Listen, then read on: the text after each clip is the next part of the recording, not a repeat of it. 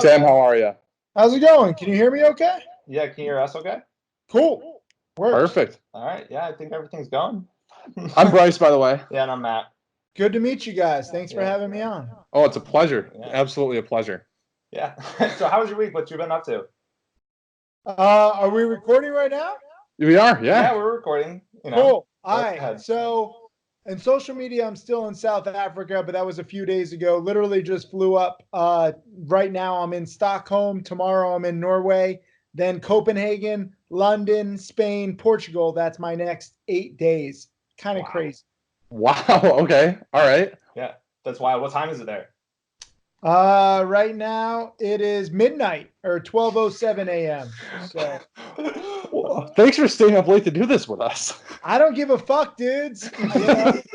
I just work. I just do this. I just freaking flew here. Just gave a webinar. Like literally, you wouldn't even believe some of the places I give webinars. Like I'm just like trying to find like quiet. I'm doing this just in my bed. Like you can work from anywhere. That's the beauty of this technology.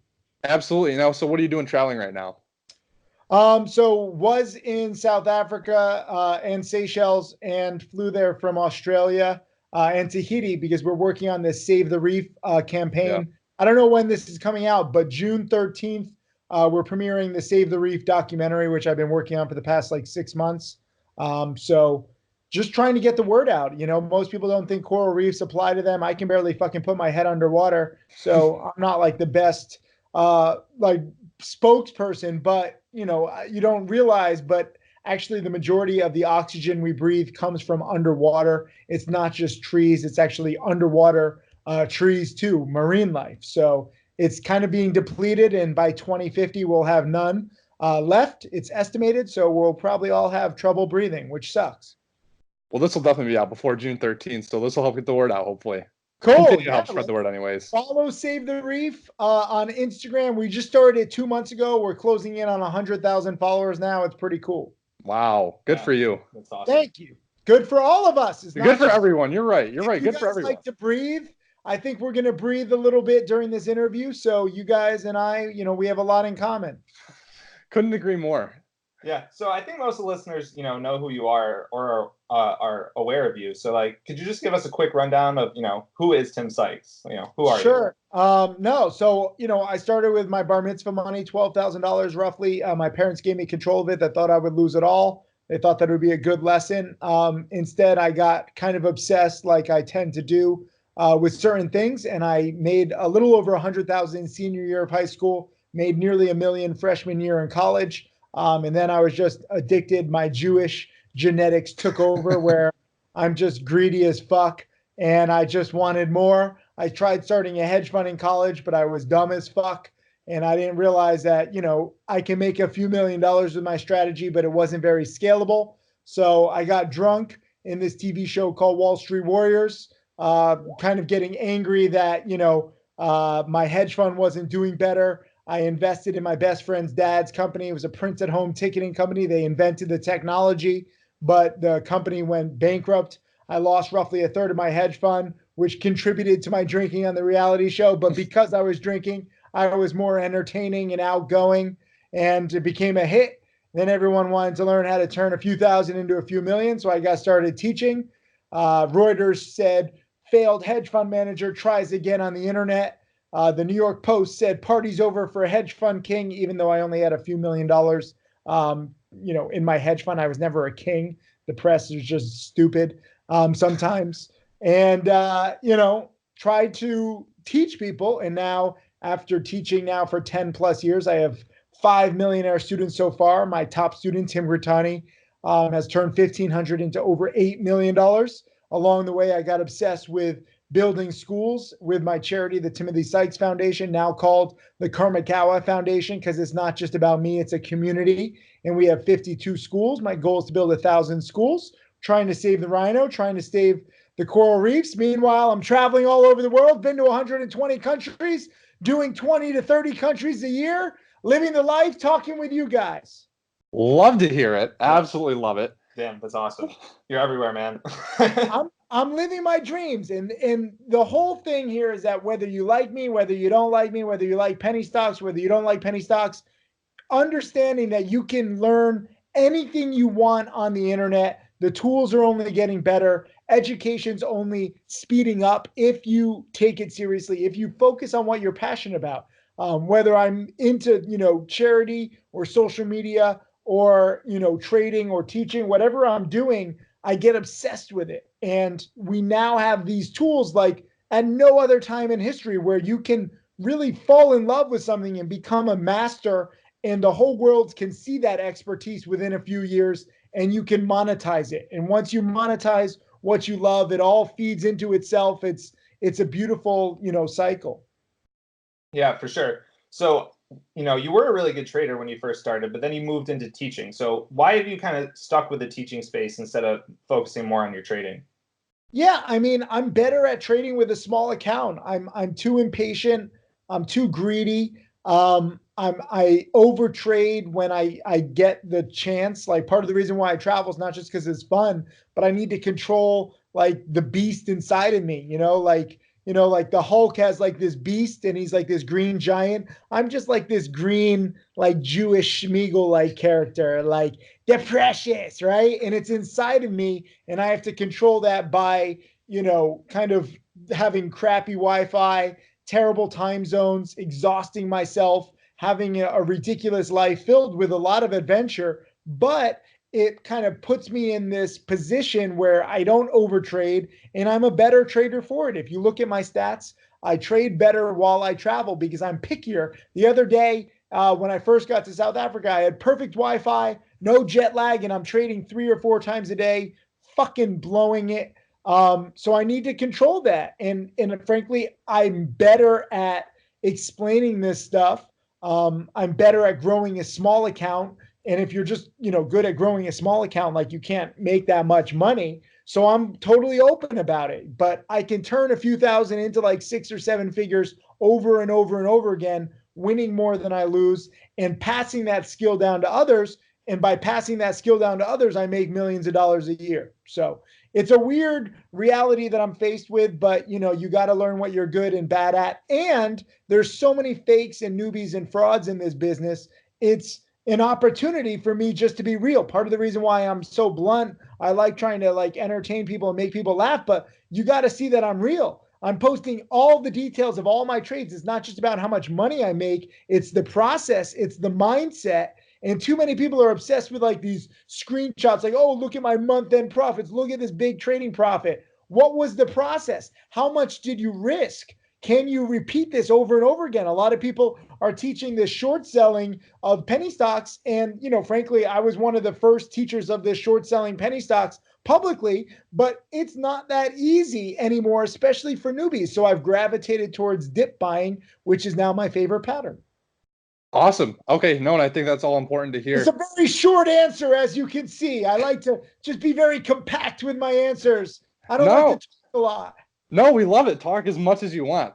I will. It's all great advice. No, so I got a question for you. I like the teamwork, how you guys are sharing your little earbuds. We're pretty cute together. Very good. And you can see we're all nice and close too. Oh, it's good. It's beautiful.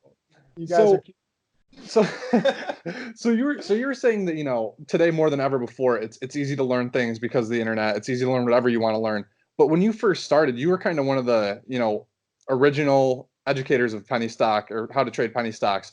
How did you learn? You probably didn't have the same resources as today. I had no resources. I learned the hard way, and that sucked. That's part of the reason why, when I lost 30% plus on my hedge fund, it was a $500,000 loss, but I lost all my credibility. And that was 7, 8 years into my journey, because I still had not learned position sizing or risk management or, any of the rules that I now teach. So I didn't realize how important the rules that I now teach and practice were until it was too late. And that's the problem with self-education. It just takes too long. I was kind of like walking on water for too long, thinking I knew more than I did. And it took a big loss to snap me out of it. So now I try to be the teacher to other people that I never had and speed up the learning curve. And now it's kind of cool. My last millionaire student became a millionaire quicker than the previous a millionaire student. And it's not just about millionaire students. In the past 2 months, I have 5 students who just passed 100,000 in profits. It takes a while to get millions. Some people ask me, like, why do you have so few millionaire students? My average student starts with like $2,000 or $3,000. So it's a process, but the sooner you begin getting that education, the sooner you begin getting a mentor, the quicker you have that knowledge. The sooner you have that knowledge, then you can eventually grow your monetary account. Yeah, 100%. One of our goals of this episode is just, what makes one of your students or just students in general successful versus the ones who, aren't able to make it in this game. Yeah. I mean, it comes down to following instructions and studying the past, not trying to make as much money as possible right away, but understanding that the big money is 2, 3, 4, 5, 10 years out. And so, like, what can you do today, this week, this month, this year to position yourself a year, 2 years, 3 years from now? But most people, they just want hot picks. They want all the money right away. They're like, I don't even believe that you're real, so make me $1,000, then I'll take this seriously. And I'm like, it doesn't work like that. So my job has been trying to get people to have the right mindset, not follow anybody's plays, learn the process, learn what patterns and strategies work for you, because we're all different. So some people like short selling, some people like dip buying, and just kind of trying to paint them a realistic picture. When you say you turn a few thousand into a few million, everybody wants that right away. But Tim Grittani, who I mentioned, just passed 8 million in profits. He made nothing his first 9 months, even while studying, even while honing his favorite strategies. And even in, year 2, year 3, year 4, he became a millionaire in year 3, but it was a very active market. It's not that active right now. But he still didn't have all the rules down. So it's about teaching students patience and understanding that this is a marathon and not a sprint. So I can kind of get them on the right track in the beginning rather than them focusing on making the most money. There's a lot of ways to make money very quickly, but it's risky. It teaches you the wrong lessons, and it never leads to lasting wealth, which is what I'm trying to create with my students. Yeah. And so of all your millionaire students, even the 5 that have passed $100,000, do you think patience is like the most important quality that they have that help them? 5 have passed Yes, $1 million. okay. A few have just passed 100,000 in the past month, but patience is good. But I mean, you could just be patient forever and you'll never make $1 million. You need patience, dedication. And again, you need to be on the right track. Like, a lot of people are patient driving an Uber every day. They're never going to get rich because they're following a strategy that doesn't allow for, exponential gains. I'd rather teach somebody how to make like, $100 or $200 in a day now with a small account, small position, than use that same strategy with a bigger account, bigger position size, the exact same trade. You can make $1,000 next year. So your growth doesn't just go up like 5%. Like, most people work like 9 to 5 jobs. They get like 5% raises, maybe 10% raises, maybe a 20% raise year over year. But with trading, you can literally grow your account 10 times, 50 times, 100 times later on after you learn how to grow it small in the beginning. But it's a very tough skill to teach because most people don't understand, exponential growth.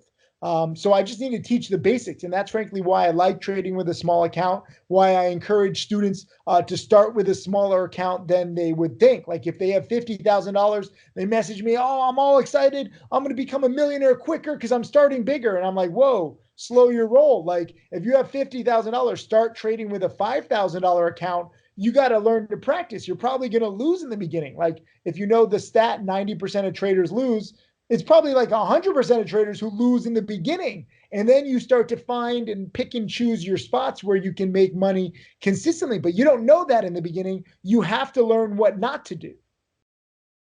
Yeah, no, and that makes a lot of sense. And so kind of building off of that, these traders that are, that you see start to get success, you often mention that you don't want to teach people who aren't willing to work. How do you justify, or I guess, how do you determine someone who is willing to work for it? A lot of people in the Midwest. Where are you guys based? New York. Okay. Are you upstate New York or New York City? Upstate. Yeah, Rochester. Good. All right. That's kind of like the Midwest. There's not much to do. You're not wrong. If you were in New York City, I'd be worried about you guys. But no, it's, you need to be willing to work. I mean, you've interviewed some of my top students, like, like Jackaroo, like, you see like what they have to do. You have to put yourself in the mindset again, not how can you make like $1,000 right now when you're first starting, but like, how can you train yourself to make a little bit of money and have a process that you can rinse and repeat. And sometimes you're going to lose. So how do you make like $500 on a trade and learn to lose $100 or $200 and then make another 500 and then lose another 100 or 200? So it's just the mindset. And then going back, like what strategy can get you there? So you try out different patterns. And doing this is very time consuming. Like you have to think of yourself as a scientist. You're testing and testing and testing. Wrong formula, maybe an inkling of a right formula. No, fake out, that's a wrong formula. So you have to get used to frustration and failing. But the good news is this isn't rocket science. Like penny stocks aren't very complicated. There's a few key good patterns. You basically have to find what works for you, your time, your schedule, your mindset, your strengths and weaknesses. And then it's like a moving target. It's never an exact science, but once you start getting on the process, it's surprisingly consistent. Like once you find that, like I find a lot of students have that aha moment, but it's just about getting them to that aha moment and then, getting more aha moments. Definitely. So now before they get to those aha moments, there's all those mistakes, there's all those frustrations. What do you recommend for those people who are, starting out and they're really frustrated and they can't seem to find success? What do you do in that situation? Yeah, I mean, paper trade, like a lot of people, you can just practice, like use software. One of my students created it, stockstotrade.com. It's paper trade. You don't have to risk any money. You don't learn fully because it's not real money. So you don't get like the emotional, psychological education, but at least you're practicing. You're learning about how fast these stocks move. You're learning about different setups and volatility. If you want like skin in the game, if you want some money, start trading with 100 shares. Learn to get frustrated. Learn to be okay with frustration and disappointment. I have, 6,000 video lessons now, but probably I'd say 500 of them, maybe even 700 of them are all about frustration and disappointment and accepting that no matter how much research you put into a stock, it could go against you. You have to learn rule number one, which is cut losses quickly. Sometimes, even if you don't have a loss, sometimes you just have to get out because it's not getting close to your goals. So, some people say, oh, I'm just going to hold until either my stop losses met or until my goal is reached. But, with trading, you can get out at any second. You just have to be okay with that. It's a big thing, just getting over the mental hurdles where you can get out. You are in control of your trade. And if you don't like it for whatever reason, simply exit.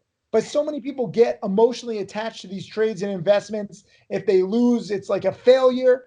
Some of my best trades are losses because the stock didn't do what I wanted. I stuck to my guns. I stuck to my plan. I cut my losses, and it would have been a disaster or a big loss, 1, 2, 3 days later. So it's tough because it's not a normal 9 to 5. A lot of the best rules are counterintuitive, but once you learn to kind of think opposite and you learn to like control every single trade where like the worst case scenario is a small loss or break even, it's not as scary. Yeah. Do you have any personal examples of that? Some trades where you were just really frustrated and it ended up not working out for you? Any reason? Yeah, I mean, I have thousands of trades that have been like that. I think you learn what not to do over time. Like some people are like, how do you get so disciplined with cutting losses? Like I had so many shitty big losses where like I wanted to give up. I wanted to quit. I'm like, I suck as a trader. And then maybe a few weeks later, a few months later, I would see a perfect play and I would be redeemed. But in the moment, you don't know if there's going to be another play or not. Like you're just thinking about the pain that you're suffering right now. And so many people like to glaze over that. They're like, no, I don't want to think about that trade anymore. Remember it. Like, think about all your worst trades, all your biggest losses, and learn from it and learn never to have that feeling again. Sorry, I'm talking a lot. No, all good. So going back to cutting losses quickly, do you think there's ever do you think there are times where people cut losses too quickly before they let the trade work for them? Or is that something you'd rather see than them just holding a loser? I mean, it depends where you are in your kind of career. Tim Grittani, like, he likes to say like he cuts losses intelligently now, but he's been trading for nearly a decade. He's had big losses. He's had small losses. He can do that. He has that luxury. When you're first starting, I would rather people cut losses quicker and then miss out on a potential gain just so they can get in the habit of cutting losses. It becomes mechanical. Like for me, partially, but just because like I have so many students and social media followers, like I don't want to look like a dumbass. So I cut losses quicker. I have people who trade against me, and knowing that forces me to be like more defensive. And I wish more traders were like that. I think that you can always get more aggressive and more cocky and more, sure of yourself and bigger positions and longer holding periods later on. But in the beginning, if you learn to minimize the risk and you learn to like really just cut losses too quickly, you can always go the opposite way. I'm always more concerned about students who don't cut losses quickly. And they're like, Tim, you play it too safe. And they're these gunslingers. And I can't tell you how many people in other chat rooms and on social media say that I trade too safe and that, I'm like a dinosaur. And then like they blow up and they lose 50, 75, 100%. And they get very introspective on Twitter after they lose all their money. And it's like, if you had just been more defensive in the beginning, like if you were scared of losing big, trading wouldn't be as scary. So that's how I think like newbies should start, but then get more confident later on if you want. If you have more money to play with, more experience. But in the beginning, this shit flies so quickly. Like just cut those losses. Don't risk it. Yeah, the new traders just have to stay in the game. They have to trade small enough. Like Roland said a couple times he cuts his losses when he first started at $100, and just cutting those losses so small allowed him to stay in the game and grow that confidence until where he is now. Yeah, you want to stay in the game and put yourself in a healthy spot for when the next great play is. Like too many people, like they're still thinking about their last trade. They don't necessarily have the account size they had before if they have a big loss. So your account is damaged, your mentality is damaged, and then a perfect play comes up and you're not prepared financially or mentally. So for me, I want, even if I have a loss, at least my account and my confidence is still at or near its highs. And that way I can partake reasonably well without much emotion on a good play. But if there is a good play and you're screwed up for whatever reason, that sucks because then you miss a good opportunity. Yeah, and kind of on the other side of this, you preach a lot taking singles rather than being in a home run mindset. So could you just elaborate that? Yeah, I mean, singles add up. I've made nearly $5 million now. My average trading profit is roughly $2,000 per trade. If you look at all of my top students, they're hovering around $1,500 to $2,000 in profits per trade on average. Now, obviously, I've made $100,000 in a day. I've made $200,000 in a day. Tim Grittani has made $100,000 or $200,000 in a day. But on average, it's much smaller. So if you learn to literally just make $1,000 or $2,000 a day, it keeps the real job away, as I like to say, because I'm gay and I play in the hay and I don't know what else to say. So I'm just a sunshine full of ray. I don't know. I mean, it's good to take singles, and then again, you get more aggressive later on. You can always go bigger. And you say, okay, I've had enough of these $100 days. I can aim for $500 days. I've had enough $500 days. God, I sold too soon. The stock doubled after I sold it. Let me be a little more aggressive. You need to learn to kind of look at every single trade as a stepping stone to the future. And every single strategy, every single pattern as like, how can you learn from your current trade and your recent trades to be better prepared for future trades? And you can go up or down. Like, maybe you're aiming for doubles or triples or home runs because you want to be a cocky fucking newbie like too many people are. And you want to ignore 20 years of experience. Why listen to me? What do I know? After all, you can tone it down, right? Like, let's say you're going for big gains and you're not hitting and you're like, whoa. It's just not working out. Let me take smaller positions. You can always go back. The beautiful thing about trading is you can modulate up and down. You should not just be status quo. Let me buy 1,000 shares. Let me aim to make $1,000 every time. learn from recent trades, learn from successes, learn from failures. If you have a lot of big losses, start, cutting losses quicker. If you cut losses too quickly and then you could have made profits, then on your future trades, maybe give it a little more leeway. It's always a sliding scale. No, and I think that's important for new traders to hear, especially. And so, kind of staying on this topic of, trading emotion, I guess you always talk about how you trade like a retired trader.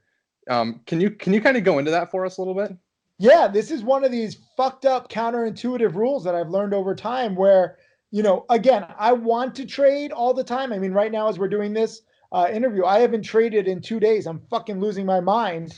I want to trade, but there's just nothing that gets me excited enough. So I like to think of myself as a retired trader where I have no positions right now. I'm out of the market for all intents and purposes. I'm retired. I will only come out of retirement like one of these, sports stars who announces their retirement and then they come back in because they miss the attention and the money and the fame. I'm only going to come back in when there's a trade that's good enough. And that mindset keeps me on the sidelines when I should be. Obviously, I'm a fucking full-time trader. I'm in, I give trading alerts. I make a watch list daily. I'm looking at the market all the time. People are asking me questions all the time. I'm obviously going to trade again. But by thinking that I'm a retired trader, it gives me more patience rather than too many traders where I see them saying, okay, it's a Monday. What am I going to trade? Give me that like dopamine hit. Give me that action. And they trade for the thrill of it and they take subpar trades. So thinking like a retired trader keeps me patient. Yeah, I mean, personally for me, that's been the hardest thing. It's just, you're looking at the market all day and you want to go out there and make money. And I think it just comes down to like, our society nowadays is you want it now. And you just go out there and, I've struggled with that. Forced trades. Some days there are a lot of plays and like you'll see me in my chat room, I'll say fire at will. Like there's 5 or 10 stocks going up 50 to 100%. You can be more aggressive. Today I didn't see much. Yesterday I didn't see much.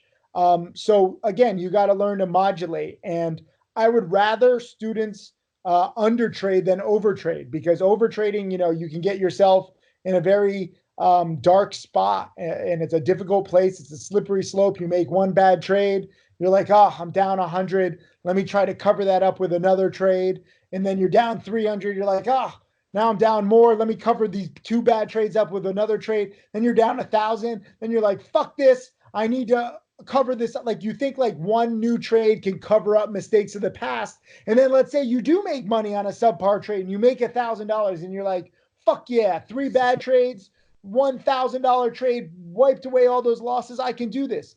And then you learn the wrong lessons and you're taking subpar trades and you're never really going to get wealthy. You're going to lose some, you're going to win some. You're going to be like the average CNBC viewer. And this is why CNBC's ratings are at multi-year lows. You're going to buy and sell. And you're never going to fucking make any money. And you're going to be bald and useless all your life. So I think this is a perfect time to bring up the PDT rule as well. Yeah. So yeah, you have a unique perspective on it, from a teacher perspective rather than someone forced trading underneath it.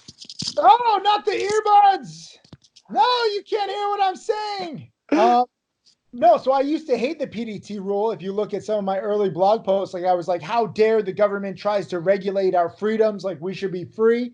But now after teaching for 10 years and trading for 20 plus years, I see so many traders come and go, and over trading, churning and burning is a big problem where there's so many different potential trades, so many different potential stocks. And you're just like, as a newbie, you just want to partake in everything and your account gradually, just blows up. If you look at like Forex where there is no PDT rule or options traders, 5 out of 6 options traders blow up within 6 months because no one's trying to help them. So at least with stock trading, the PDT rule, which I used to hate, I've come to love because it forces newbies to really be more picky and choosy. That said, the PDT rule, you get 3 day trades per week. That's more than enough. And you can hold the stock overnight every single night. So for me, a lot of traders don't like trading or holding stocks overnight because there is some added risk. But for me, I love buying like first green days on OTC runners with a catalyst that you can do every single day. It's just trying to limit you on an intraday basis because again, like the slippery slope kind of thing where you keep trying to make trades and you get into scalping situations, you take bad trades. And again, you think it's all about money when in fact you're learning bad habits. Bad habits kill your chances at becoming a millionaire in the long run. Even if you make money in the beginning, even if you make a lot of money, like Bitcoin traders who think they knew everything and then they fucking fucked it all up because Bitcoin was shit. It was just another, pump and dump pattern. And maybe it comes back. I hope it comes back. But they're going to need better promoters. The promoters are shit. So maybe they can go to one of Jordan Belfort's seminars. I hear he's still teaching how to be a career criminal. I think a lot of these Bitcoin investors and pumpers could learn a lot from Jordan Belfort. We need better promoters. We need more criminals or, more competent criminals. I think there's a lot of Bitcoin criminals already, a lot of binary options criminals, but let's get some competent ones. Let's get them off the streets. They got to stop doing so much cocaine. They got to stop doing so much meth and get them out of their opium dens and get them promoting like the criminals that they are. And that way, at least they can create predictable patterns rather than these shit promoters that have come up in the past few years. Is that, a key factor on why you were mentioning earlier that the market, isn't the same as when Tim Grittani first started? It just comes down to hot sectors. Like there's your earbuds okay? Oh, you got the wrong ear. Sorry, mine was falling out. We put them back in the wrong way. Earwax. Oh man, you guys. God, you guys this is a tight partnership. I'm a little too close, right? No, it's cool. Whatever floats your boat, guys. It comes down to hot sectors and world events. Everything was primed for Bitcoin to explode. Everything was primed for weed. Back when I first started, .coms, I made a lot of money, 6 figures, just buying stupid companies that would change their corporate name and add .com to it, and the stock would triple, quadruple over a week. And I'm like, is this really keep happening again and again? And then Bitcoin, these companies would announce that they're getting involved in Bitcoin, same exact pattern 20 years later. So I don't think it's just about promoters. I make jokes with promoters a lot just about their drug usage and their incompetence.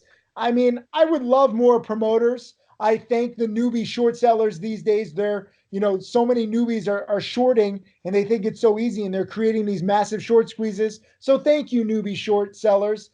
Keep pretending like you don't have to study. A lot of these newbie short sellers, like literally they rip on my ridiculous catalog of lessons. And they're like, Sykes just repeats himself. You don't need to study that much. And I'm like, thank you guys.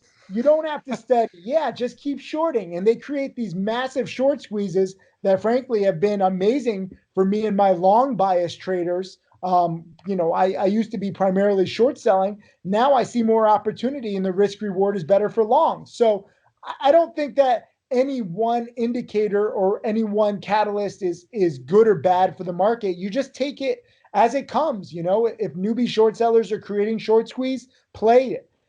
If there's a lot of promoters that are pumping weed stocks, use it. Use whatever repeatable patterns exist, and you try to make as much money as you can before the pattern stops working. Okay, perfect. So going off of kind of, these newbie, you said there's a lot of new short sellers that are just kind of, like you said, making massive short squeezes. A lot of new traders do make a lot of mistakes. And kind of going off of that, do you think could you quantify not studying, I guess, as a big mistake that traders are making? I don't know if that makes sense, but. Yeah, I mean, ignoring the past is a big mistake. Thinking that, this time is different, obviously, with Bitcoin. I can't tell you how many people said Bitcoin was going to 1 million. Last time I checked, Bitcoin is hovering around 5,000. So it's a little disappointing compared to the million prophecies. But then again, Bitcoin was a big runner. I underestimated how far it would go, and a lot of people did. So, hopefully it gets back to 1 million. But I think that studying the past and seeing hot sector after hot sector, Roland has made a lot of money off shipping stocks, and the shipping stocks seem to spike again and again and again in the exact same manner. So it would be beneficial to see how they spiked, a few years ago. But no one really wants to study my video lessons from 5, 6, 7 years ago. it's absurd, some of the messages I get where they're like, your DVD is old, it doesn't matter anymore. And I was like, last time I checked, the best-selling finance book of all time, and the most useful, I think, The Intelligent Investor, which basically describes Benjamin Graham and Warren Buffett's strategy, that was written in 1949. It's a little older than my DVDs, and it's still applicable. And for me, the patterns in my DVDs that might be a few years old, they still work. And even if they don't work, you're still learning, from history, like some of the OTC promotions. Okay, those patterns don't work anymore, but it's good to see how they worked in the past so you can start to understand how these patterns are created and what are the catalysts and who are the players. Too many people just want, what is the next hot technology? What is the next hot stock?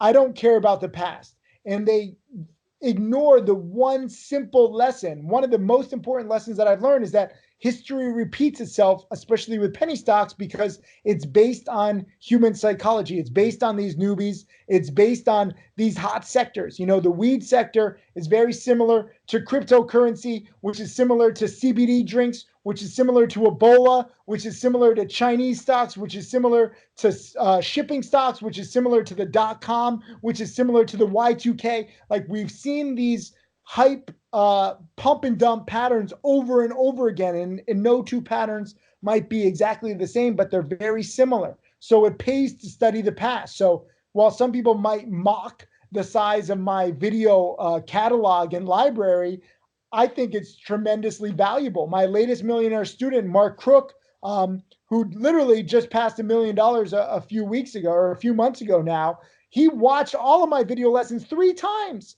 The only reason I have tags and categories is because he watched them and categorized them all.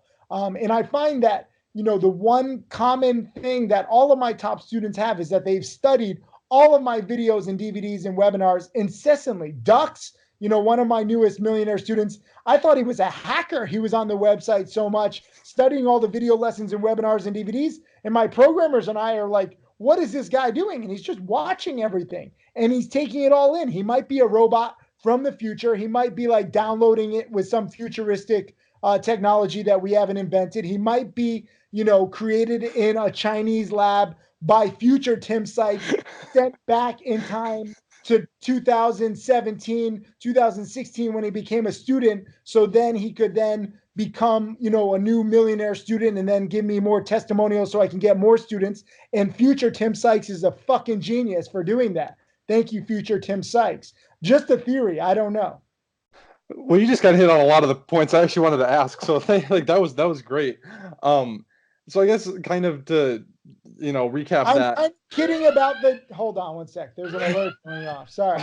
You're going off. I was kind of kidding about the Chinese cloning lab time travel thing, but it could happen. Like, I mean, if you listen to some of my top students, like, they're repeating my lessons word for word, and it's frankly very helpful for me because I lose my voice. I'm giving webinars, I'm doing video lessons, I'm traveling. So anybody who can help me preach this is very helpful. So theoretically, if I am successful in creating more millionaires in the future, theoretically, I've only gotten richer. Theoretically, cloning will become available, and theoretically, time travel. So it makes sense in my mind. The narrative makes sense.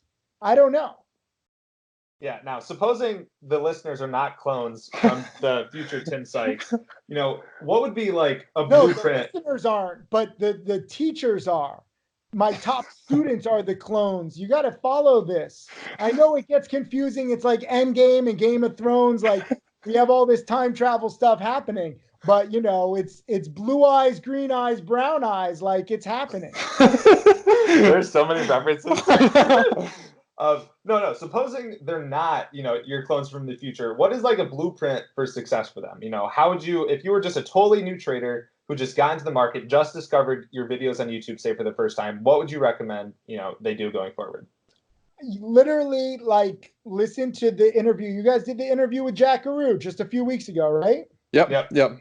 He moved to the fucking Midwest specifically to learn, and now he's done it. So I encourage everyone to move to bumblefuck nowhere, whether it's upstate New York or the Midwest, or, you know, just somewhere where you're not distracted.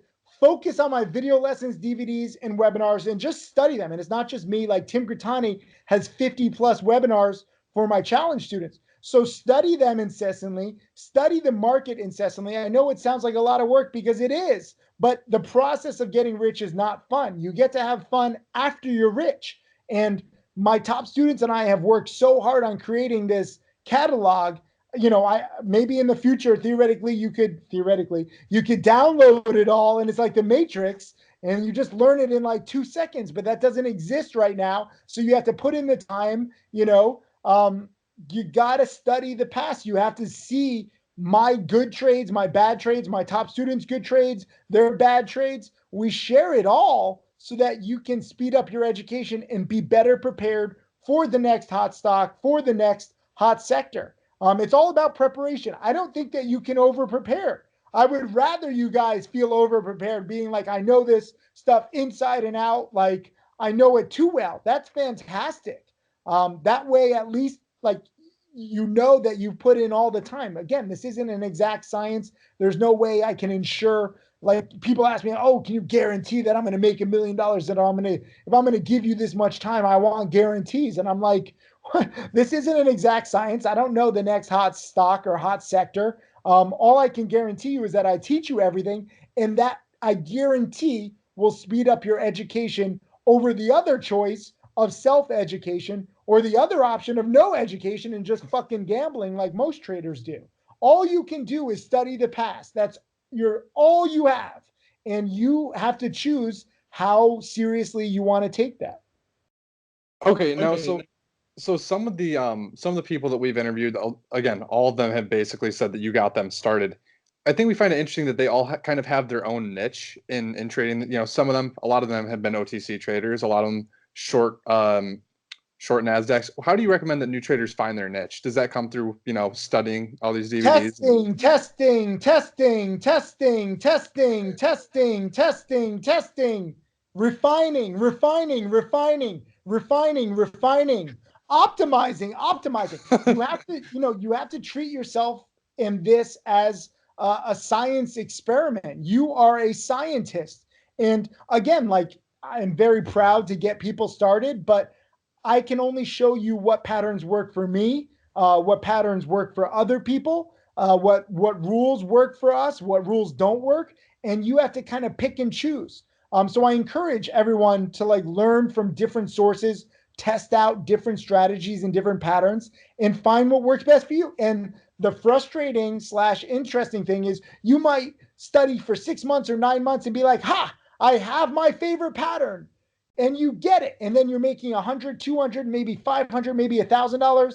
Then sometimes you're wrong and you lose $50, but like, you start getting consistent. You're like, I got this. And then a week later or 3 months later or a year later, it stops working. And you're like, fuck, I had just gotten it. But what you have to understand is the stock market is not like Burger King. You can't just choose your Whopper your way. Like, you know, you can't customize this and say, oh, I would like a perfect morning dip buy on a CBD play. Can I get a volume of like 3 million shares? Can I get it moving pretty fast? Because I really want to get out and go out and work out after like 10 a.m. today. So can we have a morning panic right at the open? Thank you, Mr. Market. Like, you can't customize, you know, what you want. You have to accept what the market will give you, and you have to constantly be tinkering. And again, the more that you study the past, the more patterns that you see that have worked in the past, we know that these patterns are going to come around again. So if you've studied, let's say, 3,000 of my video lessons as opposed to 6,000, and you only know dip buying or breakout buying, and you don't know short selling, and then an amazing short selling opportunity comes, but you're not prepared. So I hate that feeling of a student being unprepared for a potential pattern. So I would rather, again, students over prepare and watch all of the videos multiple times and waste countless fucking hours over studying than understudying and risk missing out on a potential play. Yeah, 100%. This has been, you know, an incredible conversation. But what's next for You you? guys are asking good questions. You have no idea how grateful I am. Like, I usually get asked the dumbest fucking questions that, from outsiders who, frankly, 99% are just skeptical and like looking at me like with a straight face, but thinking to my face, like, this guy is a fucking scam. And they don't realize that what I teach is real. Like, I literally get in Twitter fights like almost every day. And I'm like, which one of my rules do you disagree with? Tell me, is it shorting the first red day on pump and dumps? Is it, buying breakouts on multi-month OTCs with catalyst and big volume? What do you disagree with? What is a scam? And they never respond. I'm hoping one day I have a hater or a troll that is smart enough to actually say, actually, this rule doesn't work. But they don't do it because I have so much proof. So thank you guys for like literally just asking good questions. Well, no, and yeah, I think a lot of people just ask the same questions, so you kind of wanted to get a different perspective, and hopefully, again, the point of this is to educate some new traders or maybe Well, people who are. also, you guys seem educated in this niche. Like by interviewing my top students, you see what works and what doesn't work. Like some people think like I hire these students. First of all, if I hired students as actors, I would pick better fucking speakers. Okay. The biggest bunch of fucking introverts and weirdos that I've ever met, and I fucking love them.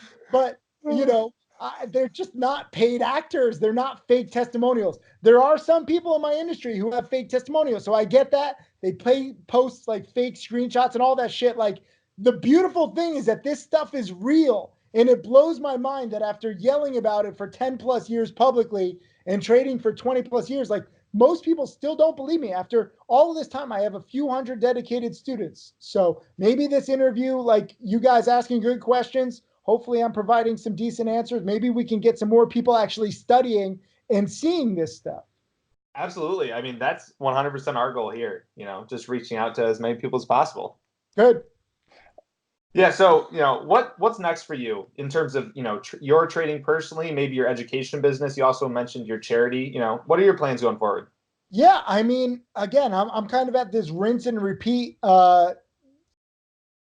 time of my life where every year I go back to $12,000, start trading with a small account. It's like fucking Groundhog Day. It's the most boring shit ever because I could trade with like a $10 million account if I wanted to, but it's good for me to trade with a small account. I donate all of my trading profits to charity and I show the process. So as a trader and teacher, that's going to happen all the time, forever, as far as I can see. As for charity, it's only getting bigger. My charity has now donated $4.5 million in just the past 3.5 years. But social media is getting bigger because we've built 52 schools with my charity. But now my followers and people who have heard about the charity that I've been doing have now built 14 schools. So I want to build 1,000 schools, whether it's all me or the community. Anybody watching this, I'll freaking DM me and I'll teach you about building schools in third world countries, different schools, different communities. It's $30, $40, $50,000. So you can choose a different community, but money goes very far in the third world and the charity communities. Now that I'm not just building schools, we're working to save the rhino. That video got 30 plus million views. The Save the Reef documentary, hopefully it can get millions, if not tens of millions of views and start getting people caring more about the environment. So it's not just about raising money, it's about raising awareness. Social media, I think, is vastly underused for charity and for teaching. So the tools are only going to get better. Hopefully people's education will speed up. Hopefully we keep getting more and more hot sectors, more and more promoters, more and more newbies creating patterns because of their inexperience and lack of training. I can't predict the future, but these are the trends that I see happening over and over again. Education speeding up, social media speeding up. Hopefully, I'll create more and more millionaires. Like I said, I've had more and more six-figure students lately. My newest six-figure student, Atik, just had a $15,000 profit month. Jackaroo had a $46,000 profit month. So taking these kinds of months and these students and sharing their stories, I hope you guys, keep interviewing and getting just real information out there. Like everybody wants to make $1 million. They have to realize that it's not going to be easy. It's not going to be handed to them. It's not guaranteed. And all you can do is try your fucking best using the tools and the opportunities available. And if you take it seriously, like just the fact that we have this conversation, this technology was not available a decade ago. We would not be able to do this. You know, like we have fucking wireless earbuds now. So I think you guys can improve your earbuds situation. That just came out in the past year or two. So, you know, you're going to change that. One of you guys has glasses. Maybe you can get LASIK in the future. My eyes are all fucked up. I can't even get LASIK. I'm beyond that. I've been looking at too many fucking flickering red and green numbers for too many decades. This eye is like failing. I'll probably have a fucking like patch eventually, but maybe there'll be a new technology where I'll be able to like have a biometric sensor or something, and I'll be like some fucking futuristic Marvel superhero. I don't know what the future holds. I'm just going to keep teaching, keep talking, keep traveling, keep growing my social media and my charity. Well, okay, so to start wrapping this up, if I think I already know the answer to this question. If you had to give one piece of advice to a newer trader, I'm assuming it's going to revolve around studying. What would you recommend for them to do if they're just starting to get into the market, or just maybe even just wanting to find consistency? So predictable. But yeah, it's studying, it's getting into the market and learning as soon as possible, not trying to make as much as possible. Again, it's all about having the right mindset. So understanding that if you're getting into the market or if you're getting into anything, great success is a marathon and not a sprint. So too many people want success right away, and you should not wish that, because if you do have success right away, like I had success right away because I got started in 99, 2000, right place, right time. But that actually held me back for quite a while because I thought that I knew more than I did based on my profits. A lot of Bitcoin people thought that they knew more than they did, and then it was a rude wake-up call. So you should not wish for success right away. That's one new thing that I think that I want to try to pass down to people. And I know that sounds weird, but if you look at lotto winners, sports stars who get too much money too quickly, Allen Iverson fucking claimed bankruptcy. Like, what kind of fuck up do you have to be to make hundreds of millions of dollars and go bankrupt? You know, or, you know, if you're like a childhood star and you get too much fame, you get too much money, you get all the groupies too early, and you don't really know how to treat people. You don't know what real work is. You should not try to get lucky in the beginning. You should not want to get lucky. You should want to grind. You should want the journey. You should want the early frustrations and disappointments and setbacks, because it molds you and it makes you better in the long run. And lasting success, lasting income, lasting knowledge, that is the key to really everything, not just in the stock market, but in life. And you need to start building right now. Like, people ask, like, when should I get in? Oh, I'll start in 6 months. Like, start fucking today. The beginning process is going to suck. The first few months sucks. Like, you're going to put in all this time and effort into trying to build your business or grow your knowledge, and you're going to have no rewards whatsoever. And everyone's going to doubt you. Your friends and family are going to be like, what the fuck? Like, come out, come watch Netflix, come like hang out, and you're going to have to turn them down. And this is why I make jokes that, like, you know, the Midwest and upstate New York is good, but like you're not tempted to really go outside. You're not tempted to really do much, and you can focus on building your own knowledge base, building your own future. And that's what it's about. Like, what can you do to build your future? How can you arm yourself? Like, you have to look at the stock market as a battlefield. And I'm a drill instructor. I'm not going to be popular. That's fine. I'm not here to be liked. If you want, you know, a friend, go buy a fucking dog. If you want someone to train you, and you want someone who has been in battles galore and who has seen different battlefields, then you talk to me so that you don't get fucking decimated. I say this all the time, but the E-Trade baby, it's like this dancing baby on TV, like, oh, look, investing is so easy. And yet, if you look at the stats, 90% of traders lose, 70% of investors fail to beat the lousy fucking S&P 500 every year, which goes up a lousy 8 or 10%. If you have $2,000 in your account, what, best case scenario, you're going to make $200 over the course of the year, less than a fucking dollar a day? What the fuck?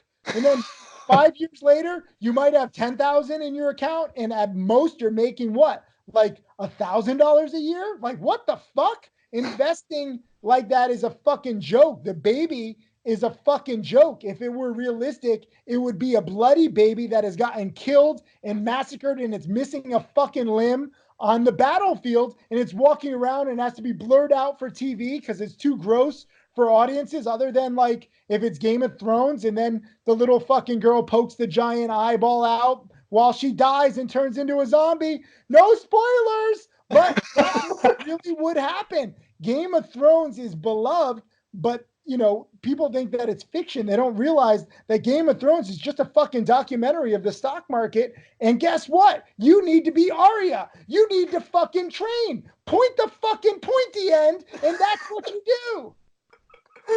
That was some of the best advice. Yeah, I think we could have gotten there's right not there. a better way to end the conversation than It's that. true. Game of Thrones is the stock market, okay? And Jim Cramer is the fucking Night King, and you have to kill him. That's gold. That's And gold. he's not even the real villain. You are the real villain. It's you versus yourself. Everyone's all scared of the Night King. The Night King isn't even the real villain. And this is what it is.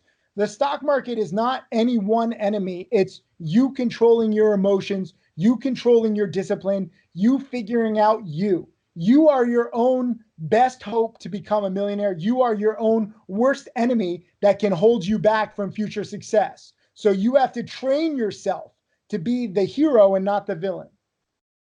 That's awesome, man. I think that's advice that everyone needs to hear, because like you said, you're your own biggest enemy. It's anything. It's small business, it's life, it's relationships.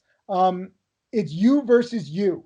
And how can you train yourself? And I think too many people, I make a lot of jokes about Game of Thrones and Netflix and like the Midwest and, wasting time. But I like Game of Thrones. It's entertaining. I mean, that was arguably one of the best, moments in TV history, I think. And for me, I'm willing to be entertained. But at the same time, if you had to ask me, like, which would you, if you were locked in like a hotel room and you could only do one thing, it would either be watch endless Netflix or endless studying. I would choose studying, because Netflix and Game of Thrones and the Avengers and all entertainment and all social media really is like an escape from reality. People want to escape their shitty jobs. Most people hate their jobs. 75% of people under the age of 30 hate their jobs. Everyone who's in school, most people are going to be in student loan debt, which never goes away, even if you claim bankruptcy. So people are living fucked up lives and they have to try to escape it. And this is why superhero and fantasy movies and TV shows are so popular.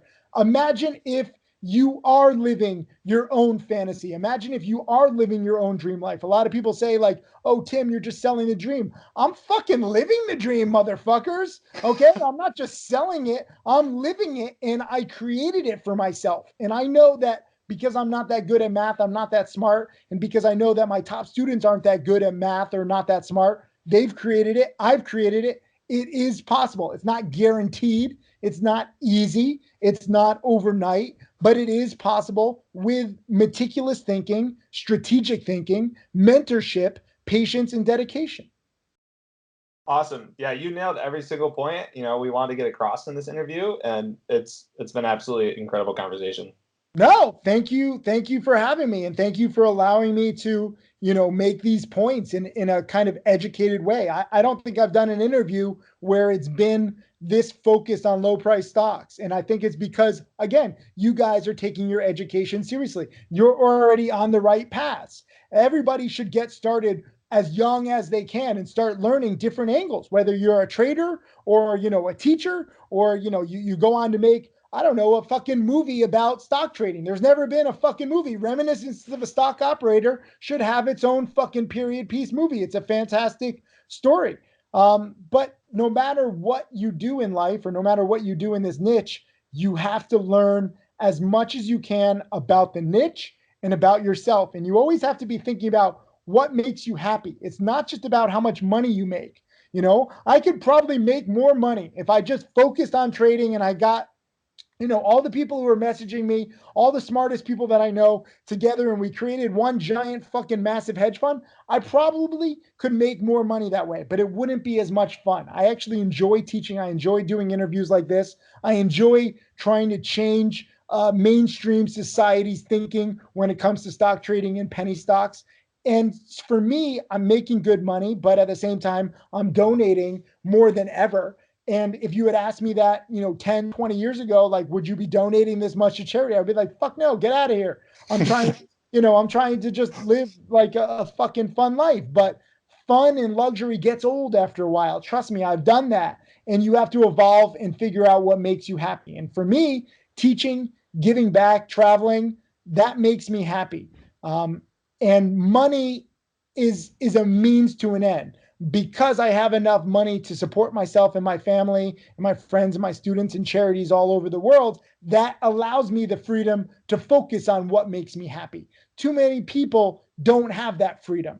They have to pay their bills. Like, oh, this is all well and good. This is nice, Tim, but I got bills to pay. I got to fucking work as an Uber driver. And that's fine. If you have bills to pay, by all means, take those jobs. But I think no matter what you're doing, no matter what job you have, whether it's a 9-to-5 job or if you're a security guard at night, you still have a few extra hours every single day that you don't utilize for education. And your life will be infinitely changed if you focus more on education and your passion in those extra hours. So everything I do is trying to get people, yes, to study, but to utilize your time here on earth. We have a limited time and you got to maximize it. And in the beginning, whether you're 4 years old, 10 years old, 20 years old, the sooner you begin focusing on bettering yourself and growing this brain and, really focusing on what you love, the better life you'll have in the long run. Because education, again, it's not fun. It is time consuming, but you start to learn things and you start to put together different philosophies and different strategies and different mindsets quicker than you think. Like a lot of people really don't like the upfront commitment, but then year 2, year 3, year 5, I find that they're very surprised at how everything clicks a lot faster. So you just need to put in that upfront commitment so that you can get to the easier studying. Then when you get to the easier studying and you kind of have like some mastery of the subject, then you can actually start to make some money. And then it's all just fucking, groovy after you have enough money, after you have enough, knowledge, and you put it all together year 10, year 15, year 20. I'm year 20 of my journey, and I could have done this a lot quicker. I think that with the tools that we have and the tools that are coming up and the education that my team and I have created, you can have this kind of 20-year education inside of 3 or 4 years max. And that leads me to some very exciting, and leads everybody to some very exciting potential consequences of such a sped up education. It took me 20 years to get here. I think people can get here much sooner. And then I don't know where my education goes in the future, and I don't know where people's education goes. I'm just focused on like compressing the initial tough stuff. That's it. That's beautiful. We'd love to hear it. Definitely going to be our best episode yet. So we had so much fun talking to you. We learned a lot, and I think our listeners are going to learn a lot too. Cool. I love these 1 a.m. talks. It's good shit. Thank you so much for staying up late with us.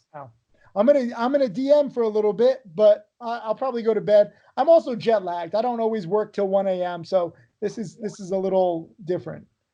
Well, no, yeah. Again, thank you so much. And Matt, I don't know if you've got anything else, but no, I think we hit everything we were looking to talk about. Awesome, guys. Well, thank you again.